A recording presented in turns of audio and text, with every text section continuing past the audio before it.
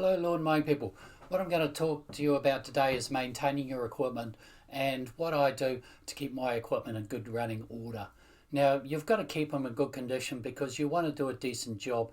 You don't want a bad cut due to a blunt blade, and you just want to basically keep your gear in good condition.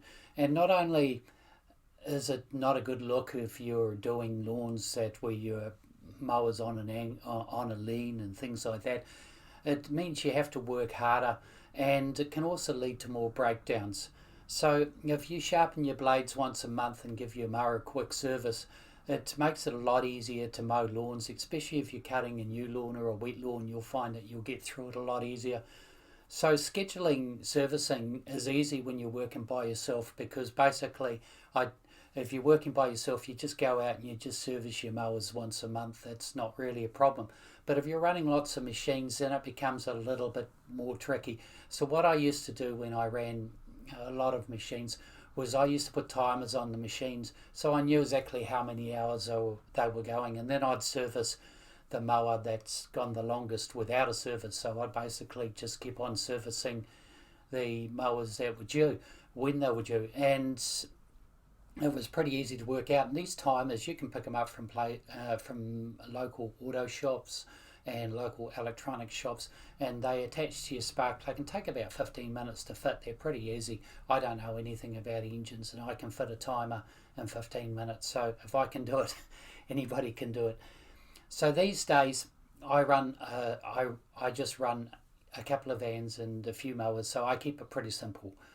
And so what I do is on the first Saturday of the month, I pull out all my mowers. So to start, I give them all a quick water blast. Now I use a low pressure water blaster, not a high pressure, because I don't want to get water inside the engine. I basically just want to give the mower a clean so I can service it and so I can see what I'm doing, clean underneath the decks, clean the catches, because what you want to clean, especially the grids and the catches, because if a catch is going to work effectively, you want airflow, and so when a catch is all clogged up, it's not going to catch that well. So clean out all your vents and any netting that you've got in your catcher. Then basically what I do is I remove the blades. I give them a quick sharpen with the grinder. I don't bother about balancing blades, to be honest. In the 20-30 years I've been servicing my own mowers, I've never balance the blades and I've never had any problems with it. So but I do count the amount of times that I grind it, so I'll grind it 20 times on one side, 20 times on the other, and I do keep it even like that. So that's pretty simple. Then what I do is I check the air filter. I make sure it's not too dusty, just give it a bit of a thump, and replace it if it needs to be replaced. I'll check the oil, and if the oil's looking bad, I'll replace the oil. And lastly, what I do is I lubricate the cables. Now, this is actually a really good thing to do because before I was lubricating cables, I used to buy, I don't know how many cables I was buying every year, but there was always a mower where someone would someone would push to start the mower, and the cable would seize.